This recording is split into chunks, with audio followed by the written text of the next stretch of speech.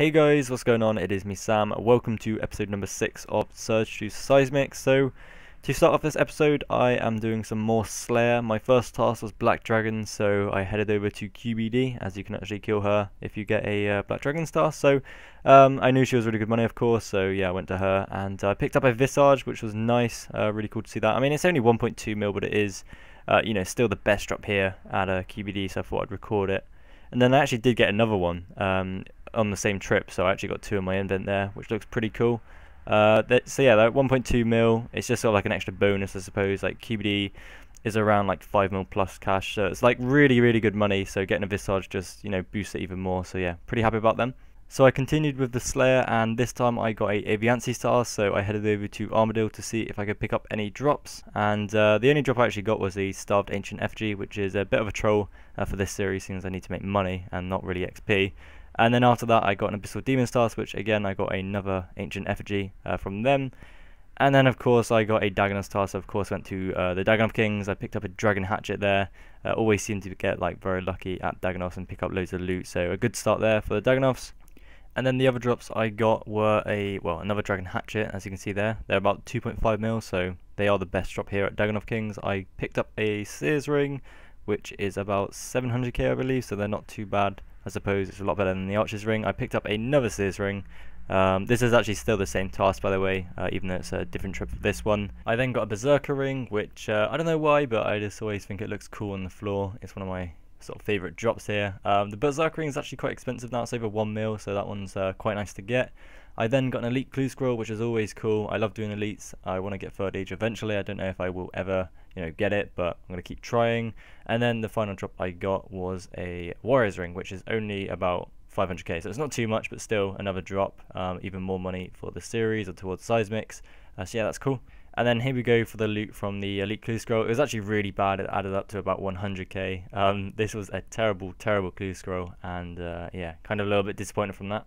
So after doing a bit of Slayer, I did actually head over to Verago. Obviously in a team you can't solo this, or at least I don't think you can. Yes, I went to Verago just to see if I could get anything good. I think the wand is 1 in 40. I'm not actually too sure about that. I don't really do Verago too much. But for the kills I was here for, it was only like a couple of kills. I did pick up some loot there, Tectonic Energy and some Black Dragon Hide. And the way we did it is that we just sort of put all the energy together at the end and we just split it. We didn't really get too much loot, like honestly I didn't make too much here. It was probably about, well, 2 mil in total. I guess you don't really make too much here until you actually do get one of the big drops, such as the Seismic Wand or the Singularity. But it was still fun to go to Verago to test it out and sort of just learn him again, because like I don't know, I've never really done Verago too much. I've probably killed him in total for about 10 to 15 times. He's not really been a boss I've really fully got into. I just really like the solo side of things compared to the group bossing. I just always find it annoying to get team going and always sort of sustaining the team, because I've always got to go at some point, so I want to have a break. So keeping a good team going for a while gets a little bit annoying, but there we go for that. I guess that's kind of why I'm actually really excited for a Raxor, because it's like a high level solo boss.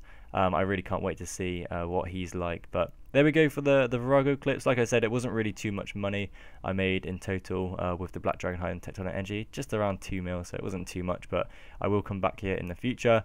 Maybe before I have Seismic Wand or afterwards, I'm not too sure. Alright then guys, so I've been thinking hard over the last couple of days whether or not I should go for the Seismic Wand.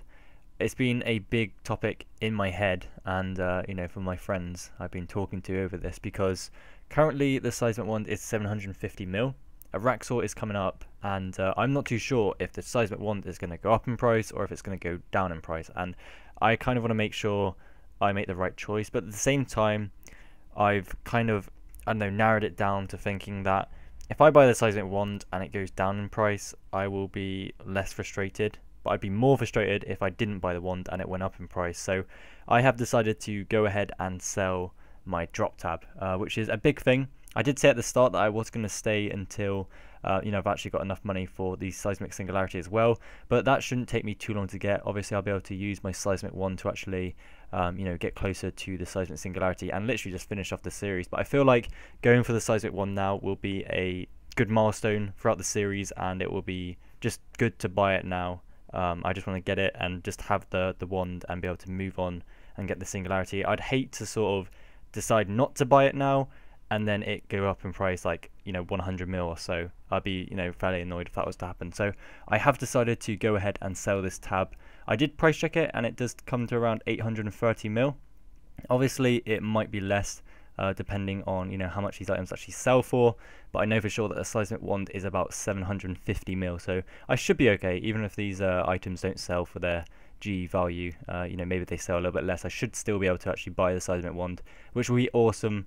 And it's going to be just an epic sort of item to have. It's potentially one of the best weapons right now in the game. Obviously when Araxel comes out, nobody knows if the two-handed staff is going to be better than the wand and the Singularity.